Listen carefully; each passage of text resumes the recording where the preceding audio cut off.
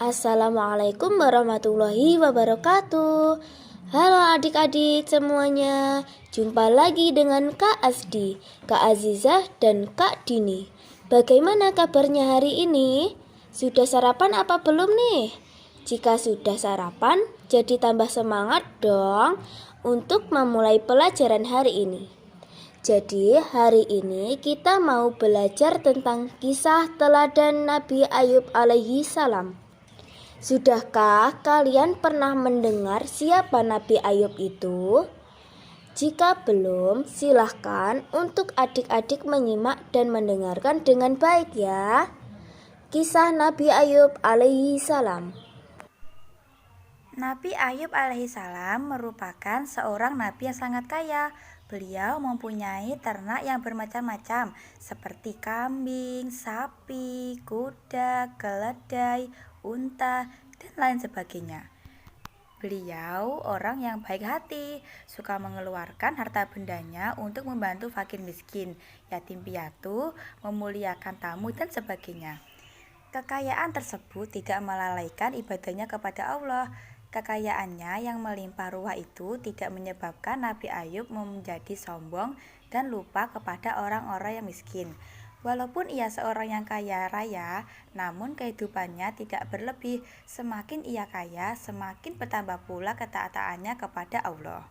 Suatu ketika Suatu hari, iblis tidak rela melihat Nabi Ayub, hamba Allah yang begitu taat kepadanya. Kaya harta dan anak, juga sangat sabar. Iblis meminta Allah untuk menguji kesabaran Nabi Ayub. Allah mengizinkan iblis untuk menguji kesabaran Nabi Ayub. Tidak mengurangi kepatuhannya kepada Allah. Ia berkeyakinan bahwa segala sesuatu yang dimilikinya adalah kepunyaan Allah, dan jika Allah akan mengambilnya kembali, tidak ada alasan untuk marah. Oleh karena itu, Nabi Ayub alaihissalam dengan penuh kepasrahan, ketabahan, kesabaran, dan kepatuhan menerima apa yang menimpa dirinya dan menyerahkannya kepada Allah. Kemudian Nabi Ayub mendapat cobaan lagi, yaitu semua anak-anaknya meninggal dunia. Ujian kematian keluarga dirasakan berat oleh setiap manusia. Namun Nabi Ayub tetap tabah, karena yang memberi dan mengambil jiwa tiada lain hanyalah Allah. Maka dari itu ia tetap rela dan sabar. Sesudah Nabi Ayub diuji dengan kemiskinan dan kematian anak-anaknya, ia mendapat ujian lagi yang paling berat, yaitu menderita sakit kulit yang amat menjijikkan selama kurang lebih 7 tahun. Nabi Ayub dan istrinya yang bernama Rahmah diusir dari perkampungan.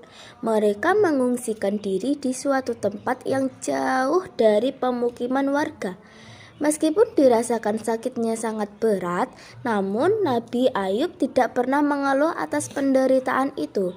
Semua amal ibadahnya yang biasa dilaksanakan tetap dikerjakan sekuat tenaganya. Istrinya, Rahmah, selalu setia berada di sisinya. Ia begitu taat dan beriman kepada Allah. Untuk mencukupi kebutuhan hidup sehari-hari, Rahmah terpaksa bekerja pada pabrik roti. Pagi berangkat, sorenya kembali ke rumah pengasingan.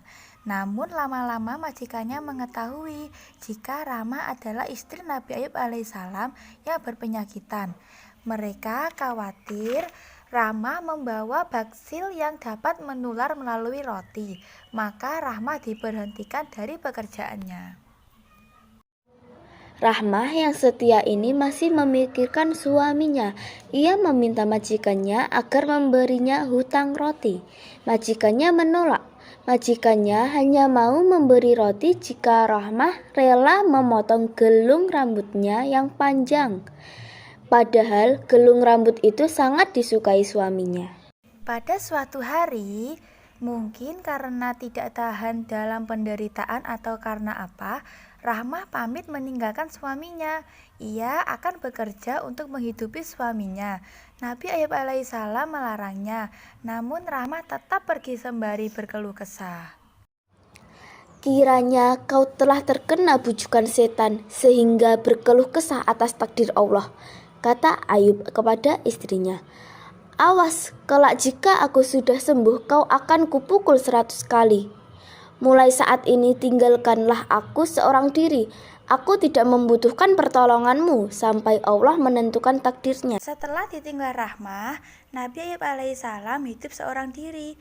Di dalam kamarnya, ia bermunajat kepada Allah Subhanahu wa Ta'ala, dan ia berkeluh kesah, "Ya Allah, aku telah diganggu oleh setan dengan kepayahan dan kesusahan, serta siksaan, dan Engkau, wahai Tuhan yang Maha Pengasih dan Maha Penyayang." Allah menerima doa Nabi Ayub yang telah mencapai puncak kesabaran dan keteguhan iman dalam menghadapi cobaan. Berfirman Allah kepada Nabi Ayub, "Hentamkanlah kakimu ke tanah, dari situ air akan memancar dan dengan air itu kau akan sembuh dari semua penyakitmu. Kesehatan dan kekuatanmu akan pulih kembali jika kau pergunakan untuk minum dan mandi." Demikianlah setelah Nabi Ayub minum dan mandi air yang memancar dari bawah kakinya, maka ia sembuh seperti sedia kala. Sementara itu, Rahmah yang telah pergi meninggalkan Nabi Ayub lama-lama merasa kasihan dan tidak tega membiarkan Nabi Ayub seorang diri.